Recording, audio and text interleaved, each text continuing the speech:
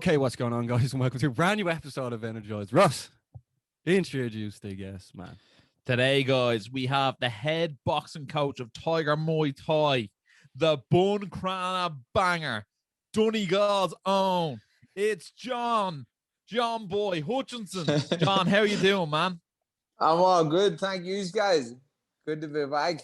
It's great to have you back, bud. It's great to have you back. It's great to have Thailand's best Irishman on the show. Appreciate it, boys. Yeah. Johnboy actually mentioned, for the people that don't know, Johnboy's actually supping on a cup of tea there, as well. Barry's tea as well, represented over in Thailand. Barry's tea.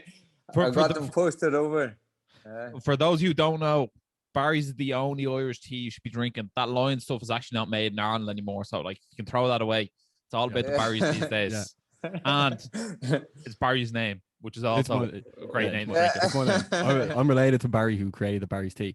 But like, lads, we have so much to talk about this week, right? Obviously, we had Johnboy on previously before Aljamain Sterling knew that if he just didn't get up, he'd become champ, and Johnboy mentioned that to him, so we didn't get up. But we'll get into that. Also, Jake Paul winning over the weekend, lads. We're going to have to discuss that as well, because that blew up the internet. And this weekend's UFC 261 is going down. It's 3 title fights. Shout out Sean O'Bannon. The main event, the two lads, Kamaru Usman is taking on Jorge Masvidal for the second time for the welterweight title. Weili Zhang, the champion, is taking on Rose Namajunas for the flyweight title. Strawweight title. And then Valentina Shevchenko, Johnboy's good mate, is taking on Jessica Andrade for the flyweight title. Yeah. For those of you who don't know and who are listening to the podcast, we actually know everything about MMA except Baz actually knows the weight numbers, but he actually is terrible at knowing the weight class names. He knows that Weili Zhang is fighting for the 115-pound title, but he's like, wait, is that strawweight or flyweight? He never gets it right. Typical me. Johnboy, you know it off by heart, but like, we have so much to talk about. We are going to we're going to go into the weekend's madness, but like, we do have to talk about how you got on there last time we spoke to you. Obviously, like, Peter lost to Aljamain Sterling, and then Aljamain Sterling, he was like, you know what, I need to get back surgery, so he's going to be out for a while. Just looking back at that, Johnboy, like, how was that experience for you? And like, I know you don't really see it as a loss, but like, how did that feel even after the fight? Yeah, we're a bit sorry. You're bound to be, you lost a world title, not in the way it should have happened, but he's going to grow. He's going to be a much better fighter from this. It'll teach him, like, can you imagine, like, the feeling of losing that in real life? He'll never want to lose that again, So when he's coming back for that belt the next time, he's going to be a lot hungry, determined guy. And it's, you learn from these kind of things, Exactly. Obviously, Johnboy, that was quite a unique fight. Aljo came out all guns blazing, and, credit where credit's due. He actually looked decent for the first 2 rounds on the feet. He wasn't throwing anything with much venom in it, but he was throwing a lot. He almost looked like he put Peter off his game for the first maybe round or 2. But like, come round 3 and 4, Peter started to really turn on, and the turning of the tide was extraordinarily evident. Peter's championship caliber level really was kicking into effect. And he was really upping the ante in the second half of the fight, you might want to call it. Do you feel like if that knee had occurred maybe round 1 or 2 and Aljo thought he was getting the better of the fight, he might have actually just got back up, as opposed to he felt the turn of the tide and he was like, you know what, if I just stay down here, I win the belt? Yeah, definitely. Easy way out. Everybody knows it, He's here, the ref and all, Just why would you get up? You're getting smashed. You just stay down. You're gonna get the belt. That's what he's done, and he knows it. The only people he's fooling is himself. I'd say his following just went down. Like, as I say, he's a fake champ. But I'm not gonna bad talk the guy. I wish him a speedy recovery now, and then be a man and just come and prove it the real way. He's got no injuries, no hiccups. Let's see what he's made of next time, In fairness, I actually quite liked Aljamain Sterling going into that fight. Now, obviously, having the Irish contingent in Peter Yan's camp, we were firmly based in the Peter Yan camp. But regardless of him fighting Peter Yan, if he was fighting nearly anyone else, I'd be like, you know what, Aljo seems like a nice guy. I want him to do well. But I think his whole act of like throwing the belt on the ground in the cage, saying like he doesn't want that belt, but then like 5 hours later he's in his kitchen with all his friends with the belt. It's like, here, everyone, you hold it, get the picture. Squaring off with Henry Cejudo as well. And then squaring off with Henry Cejudo the next day. I just thought was like, look, you know that you put it this way, even if he didn't throw the illegal knee or if he missed the illegal knee and either Yan got a point taken off him, I still think Peter Yan was going to win that fight. It looked like he was going for the finish, Peter Yan, at that stage. And also, Aljamain Sterling was doing this weird thing where he was like purposely trying to be a grounded opponent.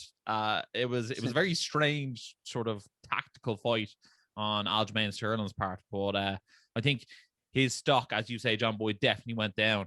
And I think Peter Yan's stock is almost in this sort of weird, sort of strange position where like it didn't actually go up, it didn't go down, sort of stay where it was. But he's in such a funny spot now with Aljo out for such a long time now. And obviously have Corey Sandhagen fighting TJ Dillashaw. And then like, which way is the UFC going to go? I mean, are they going to guarantee Peter Yan his shot, which he does deserve? Or are they going to go, you know what? These guys just fought and one of them had a spectacular finish. We're going to shoehorn them in for a title shot and screw Peter Yan over. You never know. It's a cutthroat business. Yeah, I believe he'll get a shot next. Dana's promised him. I know they've knocked back one off already for June. They'll only get so many more chances. He knocks back another one. They could strip him easy, and who knows, could be the winner then TJ and Sandhagen, so he's got to be careful too. He can't just keep knocking back a fight or they will strip him.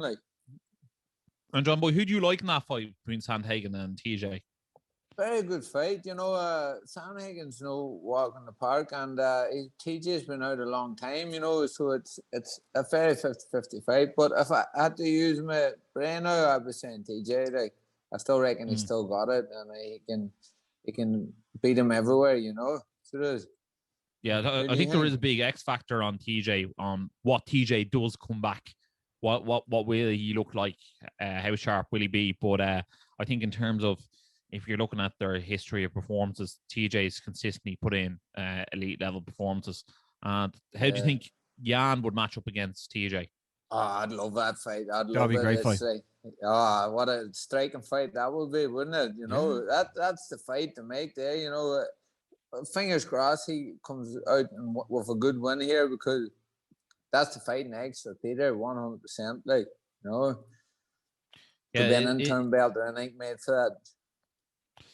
Yeah, no, I was just going to say, you could make a very good, strong case that the bantamweight division in UFC is the strongest and most stacked division. You also have like Cody Garbrandt, who's only ever 1 or 2 wins away from winning the belt or getting a title shot. You have Rob Font up there. You have Marlon Moraes, Jose Aldo, Dominic Cruz. You have a few legends in the division as well. Like, that division is stacked. The top 10. Sean O'Malley's trying to get in there as well. Sean O'Malley, Rafael Asuncao as well. Marlon Cheeto Vera.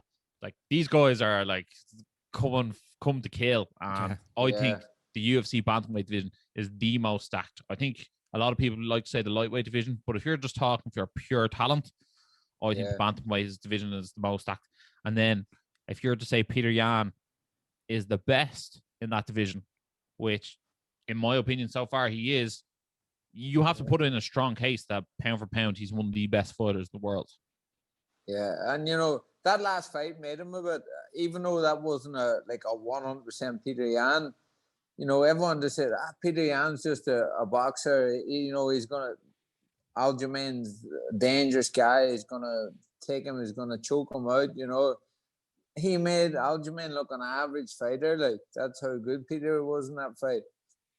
I'm telling you, I know Peter inside out. That, look, if maybe 60% Peter Yan, there was a lot of things he had to get over in that camp. It was a new atmosphere, new gym, new coaches, no family, everything. It's a whole new thing. There's something about training in Thailand or where you're used to training. It's like the mental edge, He'd be up running Big Buddha and all this here. Not to say it's going to make him any fitter, but what it does is the mental edge. He knows he's done it. He knows he's been training that serious. Yeah. He knows it's serious. serious heat. It's like a dead heat in Thailand.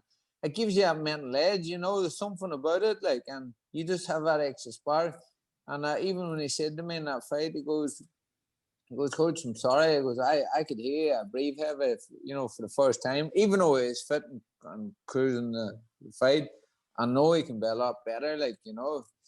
I write down everything, and I always write down our training camps. I know what we're working on, you know. I feel like maybe a little bit of the boxing was neglected in this camp, you know, rightly so, because everyone said it's going to the ground, you know, it's going to be on the ground, it's going to be, you know, so maybe only a minute or two pads, you know, and then wrestling or something. But if I look back and compare the old camps, like for Aldo or Yair Faber and all, it was strict boxing with his training, and then we added it all up. You know, this time we kind of like skipped it and went to wrestling, and it showed, you know, not showed he looked good, but he didn't really let his hands go in that fight the way he could, you know. Yeah. So, but Johnboy, the only person taking that fight to the ground in that matchup was Peter Yan. I think he was 7 for 8 on his takedowns, and I don't think Aljo got a takedown in the fight. So, Peter Yan's, it was actually his trips. His trips were unbelievable in the fight. He was actually sort of almost picking Aljo up and throwing him away. It was actually quite entertaining, to be honest. You know, as I say, that just goes to show you he's not a boxer. Like he's not just a boxer. He can mix it up on the ground and that's why I love to see the fight with like TJ and all, because it's what a fight that would be. You know, if he still looks good in the next fight, I can see that fight getting made. You know. Yeah, that's definitely a fight we're all looking forward to. But John, you were telling us you have a few things lined up, just coming up soon as well. Do you want to let the people know what you sort of have lined up coming up soon? Yeah, so it's busy now. Young Mohammed Mikaya is fighting June 4th, so all depends now what's happening. Is he going to try and go to UK, because it's not far away, like. And then there's another UFC fighter, Marbek. You know Marbek, don't you? Taizumov. He's going back into camp now after Ramadan. Asked me to go and join up with him. There's going to be a couple of good fighters and all that, you know, as well. Shemaev and all. And then Peter, then he'll be fighting again, hopefully, before October of the fake champion ready, you know. So it's going to be about a few months. The suitcase might be packed again, because Thailand hasn't really got opened up yet, you know. So it's making it hard to come here. So it is. Yeah. And Johnboy, would you be interested if the UFC were interested in doing an interim fight, regardless of Aljo, for June for Peter Yan? Do you think that'd be a good move for him? You know, Peter's always saying now. I was chatting to him last week, you know, and when he was out doing dips in the snow and stuff and all, you know, so a fight would do no harm for him, you know, and I know he could play it safe and just sit there and fight for the title next in October. But I know Peter will fight. He'll fight anybody, and I know what he can do to TJ and all. If TJ wins, you know, or that's an if, you know. So, knowing Peter, I would say he'll fight before October. He won't sit around. Yeah. There we have it, Basmo. I think that's the latest news on Tiger Muay Thai over in Thailand at the moment. We will revert back to it slightly later on in the show when we get into UFC 261, because if you don't know, Valentina the Bullet Shevchenko has been known to ply or trade out that direction as well. But Basmo, what's next on the agenda? I'm sort of like sticking on the MMA. I think we should go leave the boxing stuff till later, you know, because we're only sort of bouncing. Well, man, you're driving the ship, man. You're driving the ship. Yeah, right. Then we'll go into. Well, here before, like just over the weekend, obviously, Robert Whitaker defeated Kelvin Gaslin. Johnboy, did you see that coming as well? Whitaker taking the W, and do you think he should fight Adesanya next? Why not? He's earned it there now again. Like, it's a good fight to make, you know. Did I see who's he calling out now? I seen something on Twitter earlier on. I think Marvin Vettori was saying Robert Whitaker doesn't want the title shot, and I think Robert Whitaker goes, "Nah, I do," and like just left it at that. Very Robert Whitaker. He's not that confrontational, but look, I must say, I definitely think it's Whitaker versus Adesanya next. I think, especially after Vettori's win over Holland wasn't exactly mesmerizing. Yeah, rightly so. I think he deserves a shot there now, you know. He looked good in that fight, the big high head kick and everything. He looked good. He's earned the shot, you know. So I think that's the fight to make next. His boxing was very good in that fight, John, wasn't it? What did you make of his boxing? Not bad, yeah. It wasn't bad boxing, you know. And he looked good. He looked really good. He was clean, like picking him off. I thought he switched it up lovely, like, you know. At times he looked good, you know. Is he someone you'd like to get your hands on, Robert Whitaker? You know, I don't know. You know, he's a nice guy. You know, he's a cool guy. Very nice guy, yeah, isn't he? Like, you know, if a guy like that there was in Tiger Muay Thai or something came over, of course you know, he's a cool guy. You're always gonna love to help somebody like that, aren't you? You know, yeah. So, sometimes I wonder, from your perspective, is there like 3 or 4 fighters who you look at and be like, oh, I'd love to work with them. I feel like I could turn them from, you know, top 10, top 5 into the belt holder sort of thing. There's one fighter I want to train, Joanna, you know, the Polish girl. There's something about her. I just know I can add a heap of power in their hands. You know, I want to train her. Like, I was hoping she was in the American top team when it was over, but I hope someday I can get the trainer. Just, I want a couple of weeks with her, you know? Yeah, she's an absolute animal. Yeah, she is. Class. Yeah. And I see the way, like, she punches and all, like, there's a lot of stuff you could add, like, power-wise and everything there, you know, without changing too much, just, like, little tweaks a bit. I'd love to just get a bit of work with, you know. That would be a scary combination, Basma, wouldn't it? Yeah, well, like, I think Joanna is trying to re-energize her career as well. So, like, I mean, Johnboy, he's created world champions, and Joanna knows what world champion caliber coaches are like, so want to put 2 years in the room and bang it out as you would do. John, also, like, Conor and Dustin Poirier both signed the contract as well. That's going down July 10th as well. Are you looking forward to this one?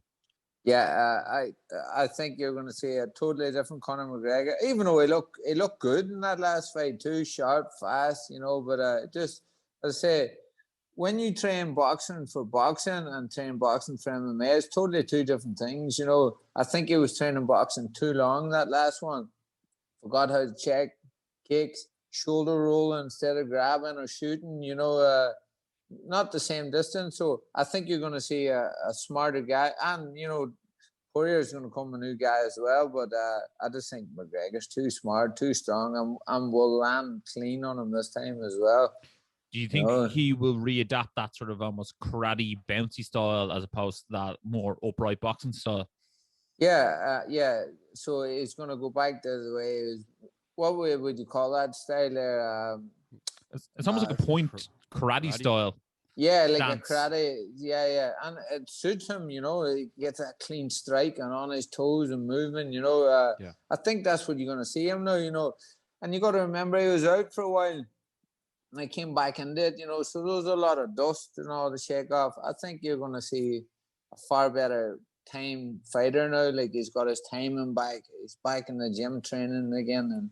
And I believe this is the old Conor this time is going to be back. I hope so. Anyways, fingers crossed, you know. Same here. Are you going to try and get one of your fighters on the card? I'm hoping so we can get on it, you know. So it'd be great. So it is.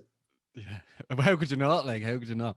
But sold out already. I know, it's crazy. Imagine, I can't believe fans are going to be at that. But let's like dive straight into it. This Saturday, Kamaru Usman's taking on Jorge Masvidal for the second time in the welterweight division. Obviously, Kamaru beat him the first time, Johnboy. Also, lads, Basmo, don't mean to cross it, but if you haven't seen the UFC countdown for UFC 261, the Energized podcast or the Energized show, whatever you want to call it, we feature in it. That's 2-time featured UFC podcast. Get up, you pup. He's raising the flag, boys. It's all right, but that's important to get out there. So if you're watching this podcast now and you haven't subscribed, you're subscribing to official UFC content. So make sure you do. That's right. I'll take it away. Thanks a million, John Boy. And last time we were actually featured, you were on the show as well, John Boy. So this is a reoccurring theme. So Kamaru Usman was taking on Jorge Masvidal for the second time. I don't think really many people wanted to do this, wanted to see this fight, but just based on what happened last time. Some people are saying that Jorge Masvidal is sort of a flash in the pan right now. Like once he loses this fight, it's sort of the end of a star power. John Boy, I'm not going to put you on the spot for this one. So Ross, do you think Jorge Masvidal should have got this fight? And if he loses, is it the end of a star power? It's a bit of a sort of double-edged sword, because in terms of business-wise, see, some people, you have to remember that UFC is a business first and a sport second, and that's the way it is. In terms of business, Kamaru Usman versus Jorge Masvidal did 1.3 million pay-per-view buys. You can only count on, you can't even count on all your fingers and toes how many times they've done over 1 million pay-per-view buys. It's not a regular occurrence. I'd say there's about 13 in UFC's history, and that is one of them. And 1.3 is a great number. So in terms of business sense, it makes perfect sense. And also in terms of storylines, it makes perfect sense. Jorge Masvidal took that fight on 8 days' notice. Yeah. And he might have been in camp, or he might have been doing his training. He might have been staying ready, but he had to cut 22 pounds. 22 pounds is a lot of weight to cut to make that weight, to then fight what I think is at the moment the pound for pound #1 fighter in the world in Kamaru Usman. He is nigh on impossible to actually beat. His style is so pressure heavy. His grappling is so good. His stand-up is ever improving. So, like under Trevor Whitman as well, who's a fantastic MMA coach in general. So, look, I am okay with the fight. You know what I mean? In terms of the other contenders, Colby Covington, like, he's been hanging on for too long. He thinks he deserves his title shot by divine right, and I think he should have been more active, and it could have been him in here.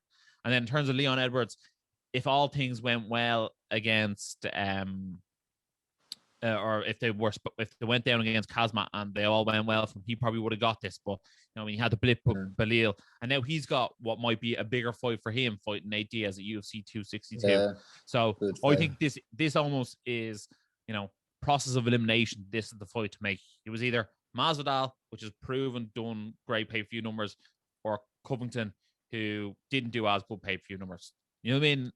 So look, I'm happy to watch the fight. I think in terms of the fight itself, Masvidal, he was actually giving it to Usman in the sort of first minute and a half of the first 2 rounds.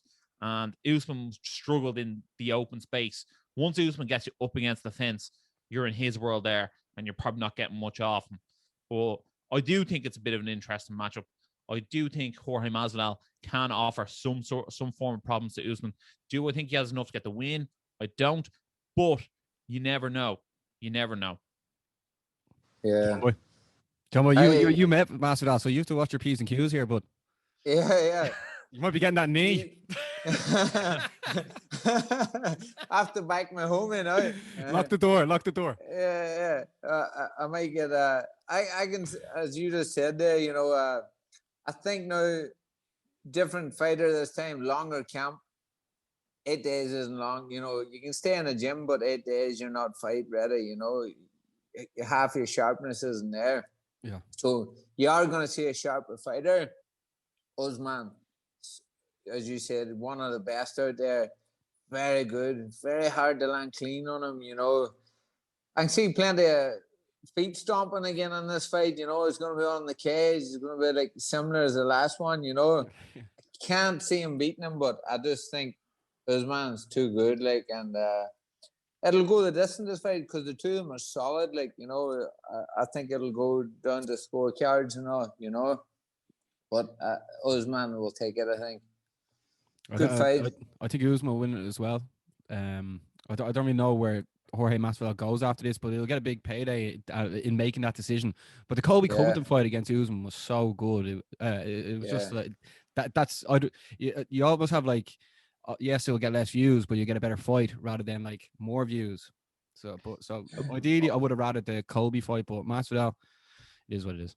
I also feel like when people look at that Covington fight, I feel like people feel like it went the distance, but Usman actually finished him. I feel like it's not said in the story that Usman actually went out and finished him in the 5th, which I think takes away from Colby Covington putting his hand up saying, I deserve the title fight over Jorge Masvidal, who actually went the distance on short notice.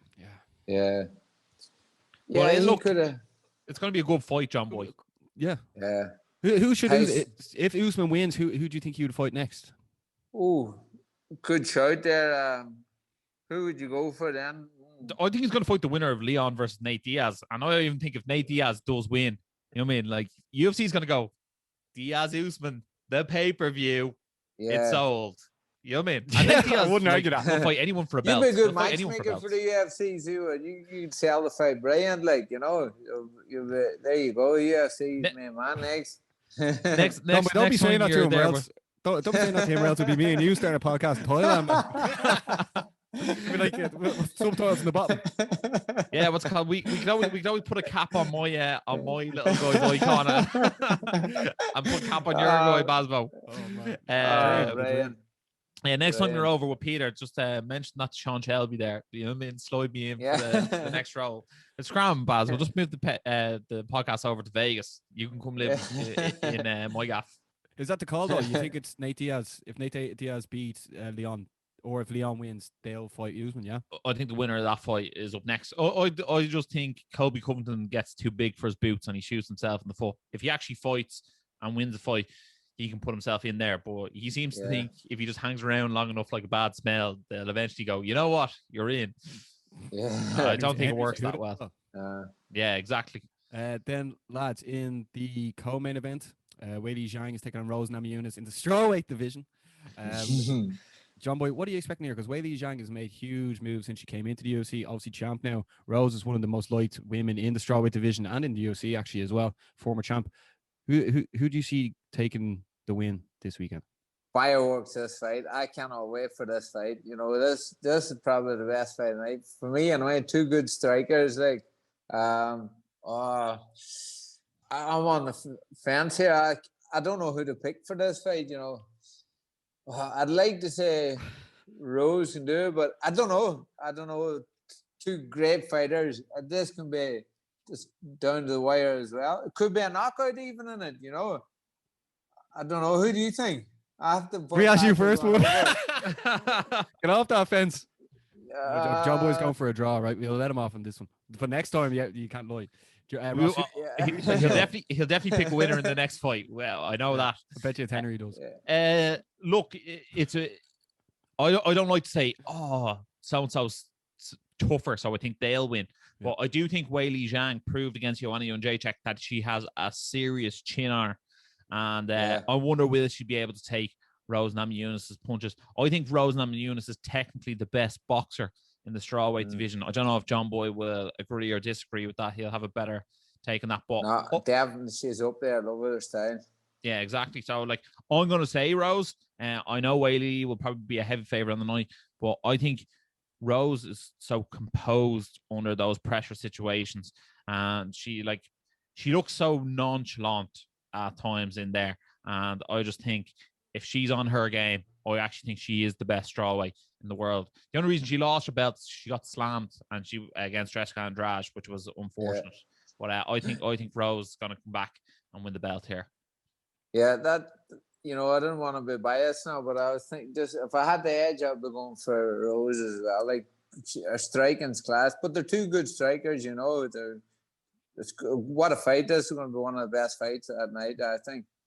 I actually think Weili Zhang is going to win, lads. I'm not even just saying that to go against it. Yeah. I actually, for some reason, I think she's just laser focused, and then obviously Rose has been on these mad up and down, like, and especially, no offense to people with mental health problems, I have them myself, but like sometimes that can take you off the eyes and the prize, and it seems like Weili Zhang is just like gold, and that's it, you know. Yeah, and the way they train in China, you know, I don't know what the name of that martial arts is, with all balance and doing all the animal movements and all that. There, like, you know, she's so focused, you know. But as I say, all that balance and striking is good for certain things, but And as a girl on her toes, lighting her up with her hands is going to be hard to stand. Yeah. Well, that's the thing. We're dealing with the world's best, so it is quite hard to pick a winner. But put it this way, I think if you're doing an accumulator on the UFC that night, you leave this one off the betting slip and just sit back and enjoy it. Yes, sit back and enjoy it. That's exactly the one.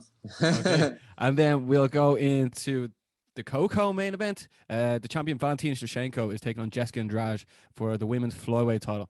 Johnboy, you've obviously done some work with Valentina. Myself and Ross have said numerous times she's one of the best in the game. What's it like training with Valentina, and also what's her actual mindset like? Because it seems like she is bulletproof. Excuse the pun.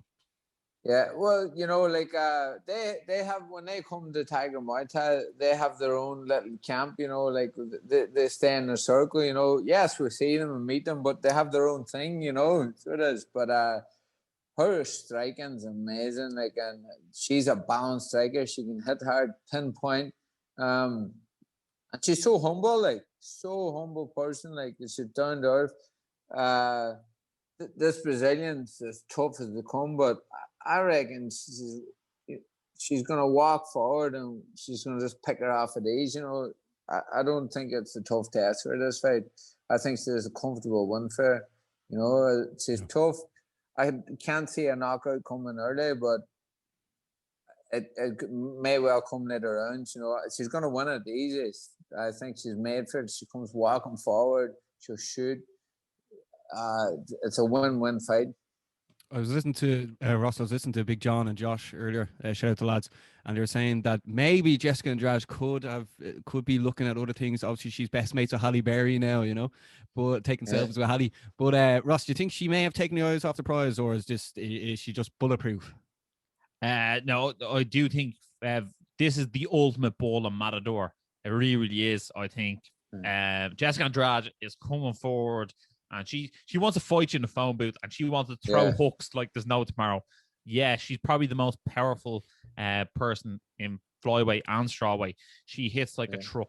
But Valentina is so clean, and I can see her eventually start landing those head kicks at some stage. And you can only eat one or two of those head kicks max. And I remember, I think it was Raquel Pennington. She did a head kick on her, and like she actually just fell back like the cross. It was absolutely putting the coffin. There you go. You know what I mean? Me and Baz always joke that Valentina Shevchenko is like an assassin for like the CIA or something, and like she just goes around and like kills people in her spare time, and then does UFC as her main job. But the alter ego. Yeah, the alter ego. Look, I think she is the best female fighter on the planet, not named Amanda Nunes, and I just don't doubt that. And you just said that, you know, she comes forward swinging, you know. For a pinpoint striker, when you used to go looking, like chasing people, it's harder to get the shots. But people coming walking at you, it's like, it's easier, you know. So they walk on there. So, and that's exactly what's going to happen in this fight. Jose Aldo, like Conor McGregor. Yeah. I forgot that one. But lads, there's two other fights I'm looking at here that there's a slight interest in. In the middleweight division, Uriah Hall's taking on Chris Weidman. These two lads sort of seem like if they get one, if not two more losses, they might be cut off the roster. Ross, what way do you see this going? But these two have actually fought before outside the UFC, like really early on in their career, which is it's a bit mad to have someone fight on the regional scene and then like sort of have a high profile UFC career and then have the rematch. Look, we all know Chris Weidman's chin isn't what it used to be. But in terms of actual skill sets of fighter, I still rate him as one of the best guys in the middleweight division. His wrestling and his jiu-jitsu is actually top-notch. And I think if he can get Uriah Hall down, he'll be able to submit him. He was able to submit Kelvin Gaslin with relative ease, which like is no mean feat. I actually would be convinced if Chris Weidman was maybe 7 or 8 years younger, he'd be a very hard matchup for Israel Adesanya. Well, I think he's almost in like, I don't like to say he's over the hill, but he's on a downward trajectory in his career. But I think he has enough in the tank to beat Uriah Hall on this occasion. Then, Johnboy, I'll go to you in the other fight I was looking at. Anthony Smith is taking on Jimmy Crute in the light heavyweight division. I think Jimmy Crute has a lot of potential, and he's coming off a great win there. Was it against Modestus? Was he fighting Misha Serkinov? No. potentially. Actually, Modestus Bukauskas. I think that actually could be right, Basmo. Yeah. Well, either way, he's an up and comer in the light heavyweight division. Johnboy, who do you fancy for this one? Anthony Smith against Jimmy Crute? I don't know. No, I'd say maybe Jimmy Crute. I would say, and is it, I don't really follow them guys as much, like I haven't been watching much of them, but I've seen Jimmy Crute fight. Now, if I had to pick, it would be him, probably just as a, what are you thinking of? I'm thinking the same. Ross, what about you? Yeah. Do you think Anthony Smith's has it to take on Jimmy Crute still? He's gone through a lot of wars, Anthony Smith. Remember, he's I think my teeth are falling out. They're like, come back in there. Yeah, I just think after watching Anthony Smith lose to Glover Teixeira, the way he lost to Glover Teixeira, and Glover Teixeira being absolutely hooking him on the ground, saying, "Sorry about this, that has to be done." You know what I mean? And then Anthony Smith was like, "No, I understand." Getting smashed in the head. I just think I don't want to say Anthony Smith has a losing personality or anything like that because he's a fearsome fighter. But I think since he started doing the broadcast on UFC and stuff like that, I feel like once someone gets that into that, you can almost see they're phasing out their career, if that makes sense. And Jimmy Crute's a young guy on the rise, so I expect Jimmy Crute to get the win here. Yeah. All right. Then I'll just go over the past weekend stuff as well. Obviously, Bellator was on. Vadim Nemkov defeated Phil Davis, and Corey Anderson defeated Yag Shimuradov as well. So they both advanced into the next round of the Bellator Light Heavyweight Grand Prix. Johnboy, have you been keeping an eye on Bellator's Light Heavyweight Grand Prix? No, I haven't really as much. I just follow the fighters I know and all, like Liam McCourt and all. She's fighting soon, just little bits on it, I don't really keep an eye on much in the Bellator, So don't. Yeah. Unless I know them. No, I agree. I was saying to Ross there earlier, Bellator should be putting an Irish fighter on each Bellator card, because then the whole country will have an interest. They get behind them, yeah. Yeah, I don't know what they're doing, Johnboy, to be honest. Also, James Gallagher's fight that's been called off as well, and then Liam McCord is after getting a fight announced as well. So there is stuff to look forward to. But that's Ross, a good fight for Leah. Yeah, it's a very good fight for him, Yeah, she was meant to fight on that London card that got postponed, obviously due to COVID, and she's fighting the same opponent now. And also on that card is Cyborg versus Smith too. So she's fighting on the Chris Cyborg card. So who knows? If she wins, she might get a title shot. Yeah, and because I think there is Junaid's ranked 6, yeah. So if she beats her, take her in the top 6. So there you go, So it's a very good fight for her, and they're similar level. I've worked with 2 of them over here in Tiger Muay Thai. It's hard to know how the fight will go. Leah's been out with a shoulder operation for a while, She can definitely beat her. She can beat her on the ground, striking as well. She can beat her. She's better hands and everything. Very good fight for her. She got that Everlast sponsorship, so she's putting the gloves to work, Johnboy. So and then obviously she has a fantastic striking coach, known Roddy as well. Yeah. He's he sent me out some training gear there. So that I just arrived today, body pad and pads and all. So I'll be picking it up tomorrow. So I'll be wrapping it for him. So nice one. His new brand. Johnboy, I love it, man. And shout out to Owen Roddy, absolute legend as well. Ross, are you sticking with Corey Anderson to win this whole tournament? I'm sticking with him. He only went 2 rounds. The lads went 5 rounds. So that definitely bodes in his favor.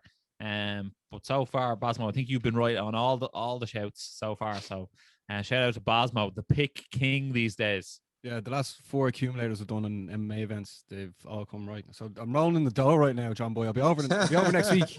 But right, we were talking. Speaking of Everlast, obviously Jake Paul defeated Ben Askren over the weekend. This is something that a lot of people have probably been waiting to hear us talk about this. Johnboy, I saw you called out Jake Paul after. But first of all, what did you make of Triller running their event? Over here, the fight didn't start till after 6 o'clock. I was literally delirious by the time that happened. But what did you make of the whole Triller event as well before we get into the fight? I didn't even watch it. It's good for. Look at the money it's creating, pay-per-view money and all, but for a boxing guy to watch that, they won't watch it. I guarantee you they'll flick over and back and forward, but I didn't watch it. The UFC and all was on that morning, so there was actually good boxing on the weekend. MTK and all had a show, and all Liam Williams and all was fighting. And I bet hardly anybody watched that. They were just watching the YouTube fights. You know, it's crazy the way it works, isn't it? Like, you know. Was that against Andrade, was it? Yeah. Andrade was an absolute monster in that fight. He threw some like unbelievable like lead uppercuts. That was extraordinarily impressive. Yeah. I think he caught him like 4 in a row at one stage. And like, in fairness now, I've never competed in the boxing ring, but like I wouldn't like take 4 uppercuts off Andrade in a row. He's class, you know, and that Liam Williams is tough as they come, you know. So, but it goes to show you, fights you don't hear of now. Like Jake Paul is the most hated man after the Funk Master, and he's the most hated man now. But you know, there he goes. He's everybody want to fight him. You know, even I was calling him. Everybody wants to fight him. You know. But you know what, Johnboy? I think what's important is you have to look at it almost as a separate sport in itself. You know what I mean? I was talking to Barry about this. I've never seen so many people get annoyed at this guy. And I'm like, I don't actually understand why people get so annoyed at him. You know what I mean? Because it's just all one big marketing gimmick and ploy. It's not like, he was asked, like, what do you think of yourself as a boxer? And he's like, oh, I'm an elite level. But, like, obviously he's trying to sell over a million pay-per-view boys. He's not going to go, well, you know what? Like, I'm a bit of a journeyman tin can, but like, you should all buy and see my fight. You know what I mean? Like, that's not how the boxing game works. But also, I thought it was interesting to see him put, like, you know, Regis Prograis, who's a top pro. He fought on the undercard as well. He was actually the highest paid fighter on the card, believe it or not, as well. He actually made more money than Jake Paul. Well, Frank Mir was on it in his purse. Frank Mir was on it. He fought Stevie Cunningham, which was an interesting fight. But I think, Johnboy, you'll probably have more of an opinion on this, but I think it just goes to show that MMA fighters can't just walk into boxing and fight. You know what I mean? Boxing is such a unique discipline that you can't just step in the ring and just beat someone who's trained for years at. Totally different. Like boxing is general boxing, the MMA is totally different styles, you know. And I seen Ben hit. There was a video 2 days or 3 days before the fight, hitting the pads, and I just rolled my eyes out. This man's getting sparked out, like, you know, hands down low. You know, it's I seen that coming a mile away. And to be fair, Jake Paul, like, he can't box, like, compared to a good fighter, but he can box a bit, you know. Not to be fair, and there you go, 2 shots on the chin, he was gone, you know. It was stopped early though, as well, though, wasn't it? Surely that was an early stoppage. I don't know. I just watched it and turned it out. That was it. I wasn't impressed. If embarrassed watching it, did you? Yeah. Just in case James Power walks in, he's like, "What are you watching?" He's like, "Nothing." Close the laptop. But Johnboy, give us an honest opinion on Jake Paul's skills, because I look at him and go, yeah, obviously he's never going to win a world title. Like, that's silly, and like, I think people get annoyed at him because they're like, he's not world class level. But like, I look at him and go, look, he's not terrible. You know what I mean? Like, you're sort of watching him, and like, he's training with BJ Flores, who had a half decent career himself. You know what I mean? So like, I think, like, you tell us what level you think he's actually at. Like, in terms of, like, you know, does he beat Joe Soap on the street? Like, do you think he could beat a 1-0 fighter, or do you think he could beat a journeyman? No, well, you know, as I say, now there's big pressure on his shoulders, and everybody wants to beat him. He's going to be training hard. Yes, he's going to grow and get to a certain level, but there's levels to boxing, you know, and he can pick all these hand-picked fights. He can go whatever he wants, 5 and 6-0. But as soon as he steps up with the wrong matchup, he's on his ass. I'm telling you, he's not in that level. He's flat-footed, no head movement.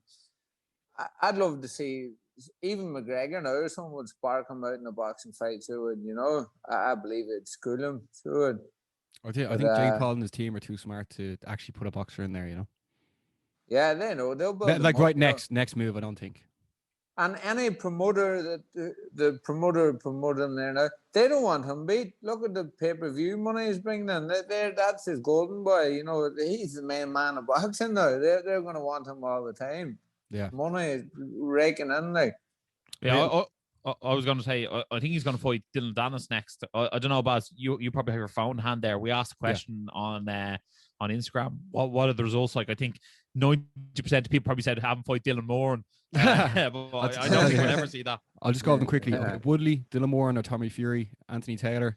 Anyone that can box Dylan Moran, so he can whoop Jake's ass.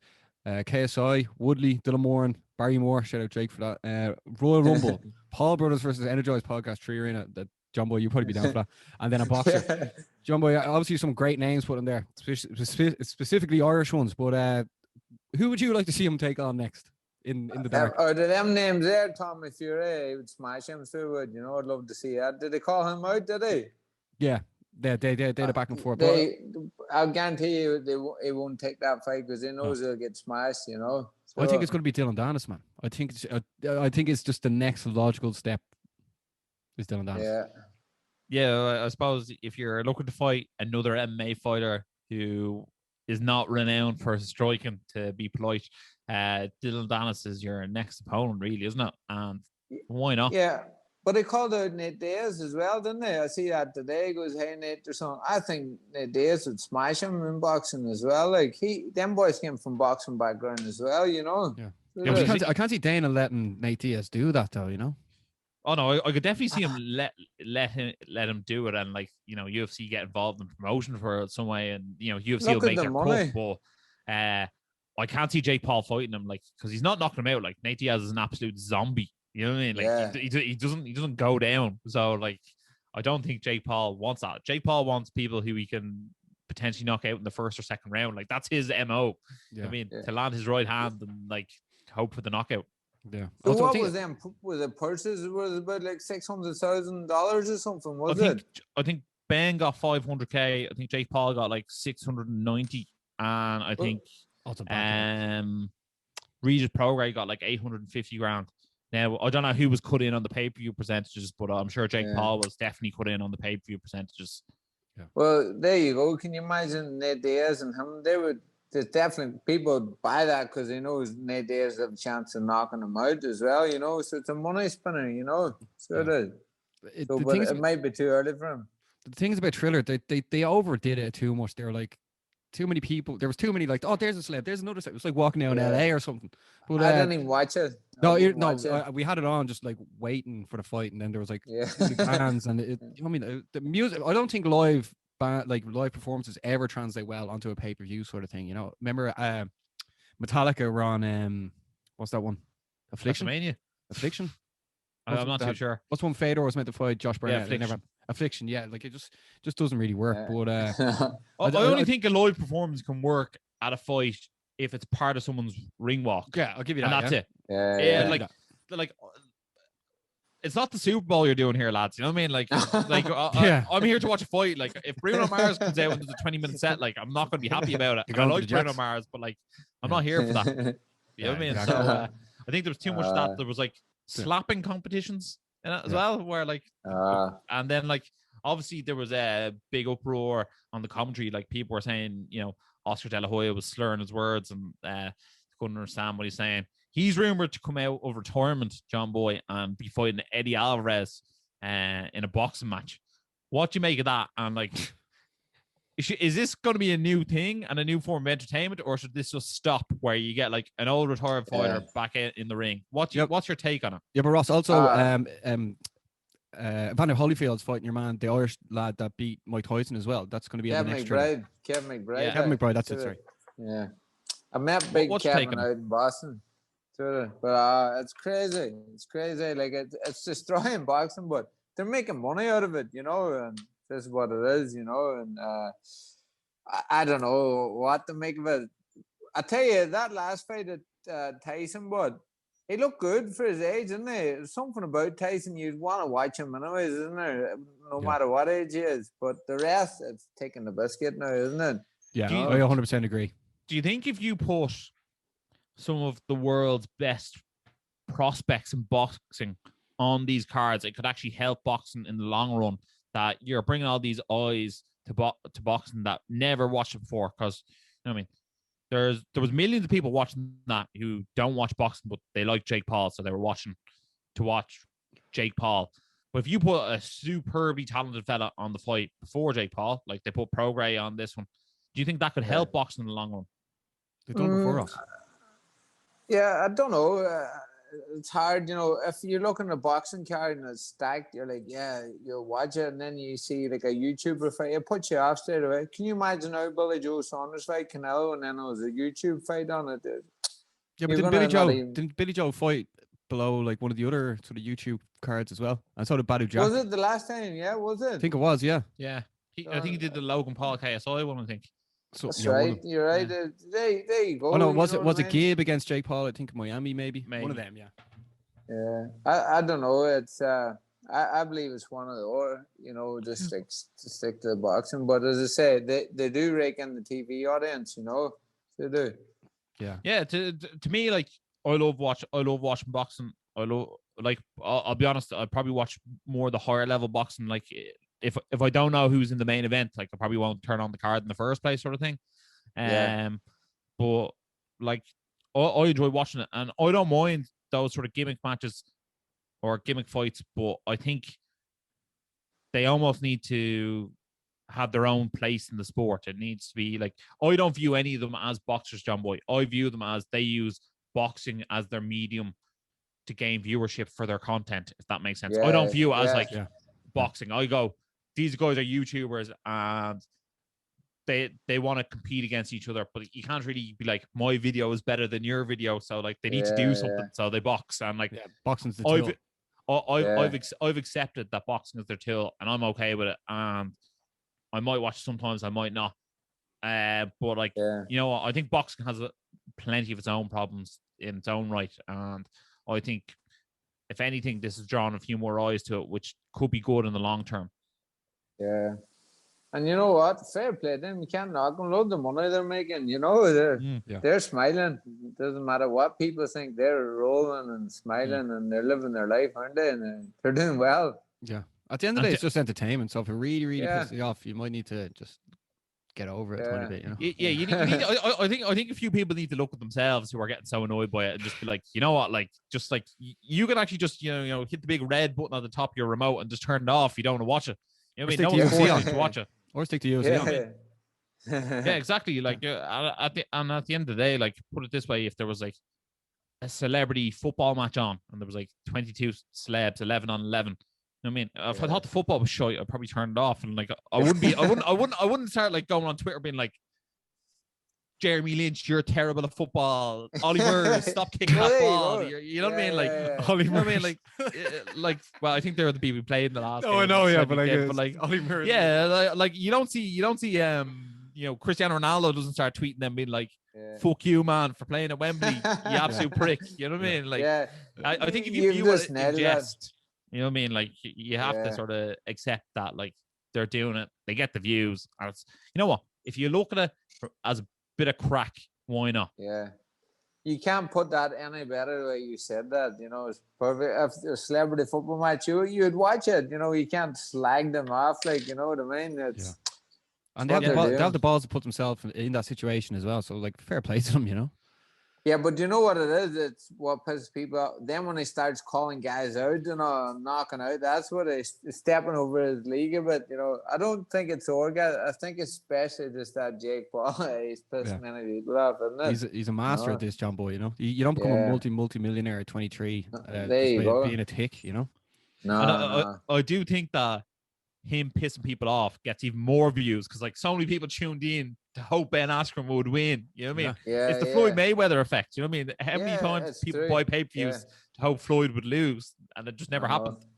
I know. I never got over when they beat Hatton. Hatton was my man. I was mad for him to beat Mayweather. I never forgive him after that. And then, he hasn't laid off the pints and pies ever since.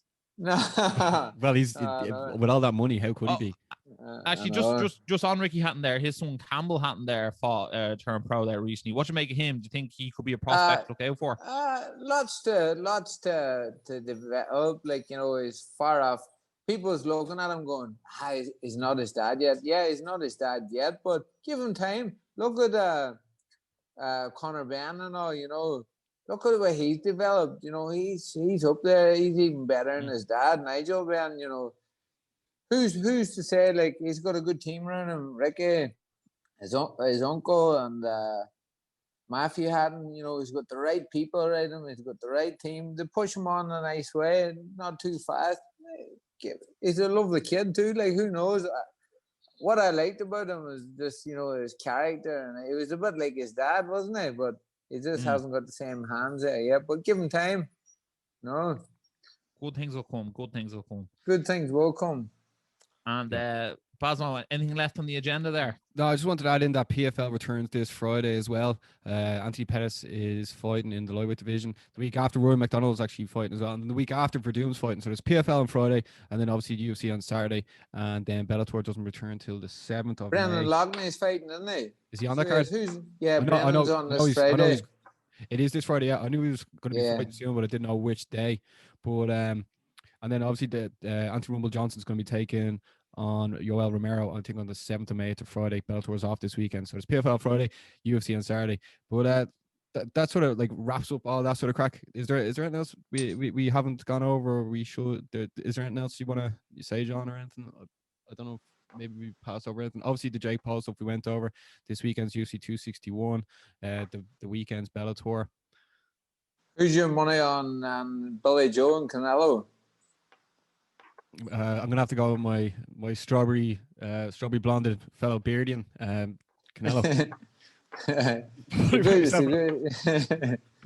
You know what? I think Billy Joe will probably give him a lot of problems, maybe in the first sort of 6 or 7 rounds. But I think Canelo will sort of take away there from the after that. I think one thing that does bode in Canelo's favors, I feel like he's the consummate professional. I feel like he's almost like a Cristiano Ronaldo-esque boxer. Like his body is an absolute temple, as opposed to Billy Joe looks like he loves a few beers every now and then. And when he's not in camp, I think he doesn't treat his body as well as Canelo does. But I think Canelo's a generational talent. I think he will get the job done. But look, if there's one man on this planet who can give him a run for his money, it's probably Billy Joe. Yeah, this is a good fight. You just nailed that. The last time I was in camp with Billy Joe, he was over 15 stone. We were running up a mountain one Saturday in Marbella, and the breathing, and you know, he was badly out of shape. But you think about it, him and Tyson Fury's out there. Look at Tyson, the way he's come back. Yeah, these guys are masters up here. You know, they're traveling men. You know, they're men's men. They let themselves go a bit and all. You know, but there's something about them. Today, when I was listening to his podcast, he was saying like things aren't adding up as good. Now they've already booked another fight for Canelo. When they signed the contract, they were allowed one English judge, one Mexican judge, and one American. But now that's done away with.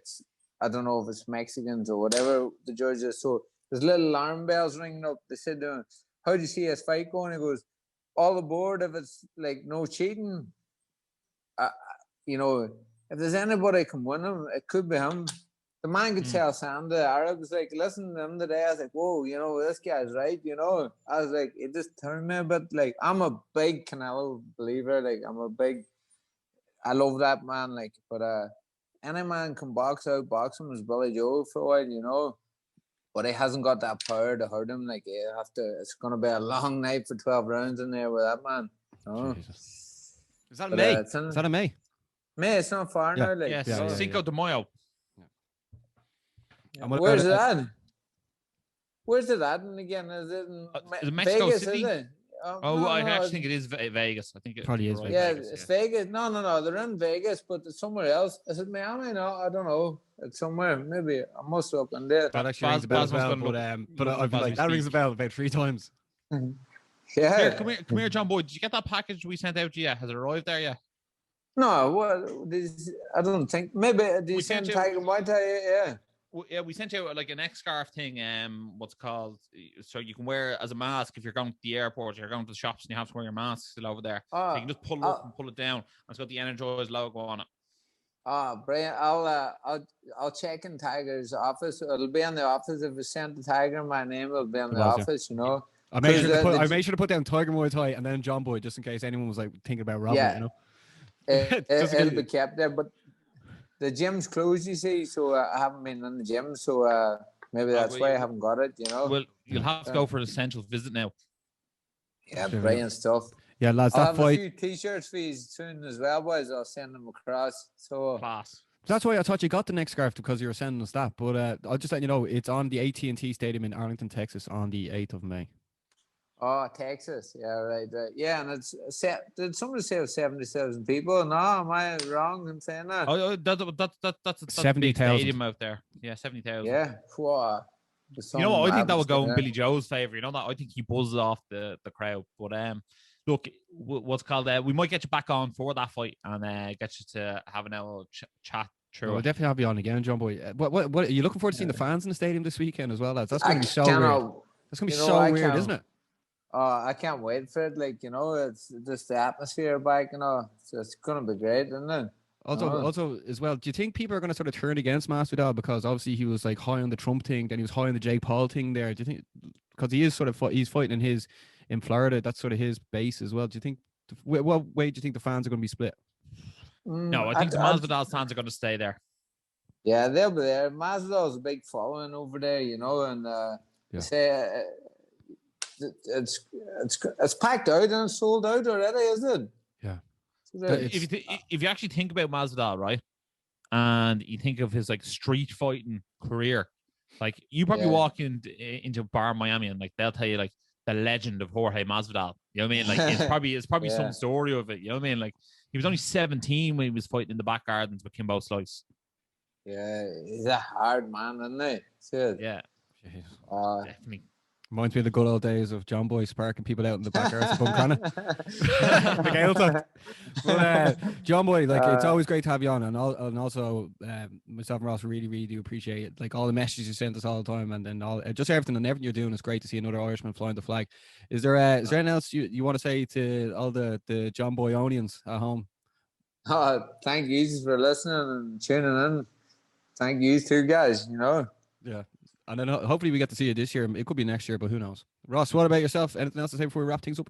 No, did you have a bet actually with Donna Corby on the Jake Paul fight? Because I remember you bet him on the last fight, I think it was it? Oh, I was thinking of Barry's tea bags here.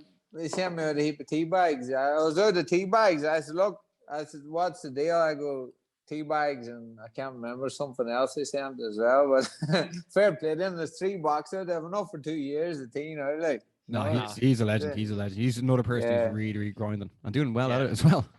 Fair play to him. He is a lovely, lovely guy. Guys, if you have been watching this episode with Johnboy, make sure to head over to his Instagram and give it a follow. It won't be too hard. We'll have tagged him in loads of stuff for the video. Everything. If you are watching this, make sure to like, share, subscribe, and as always, stay energized.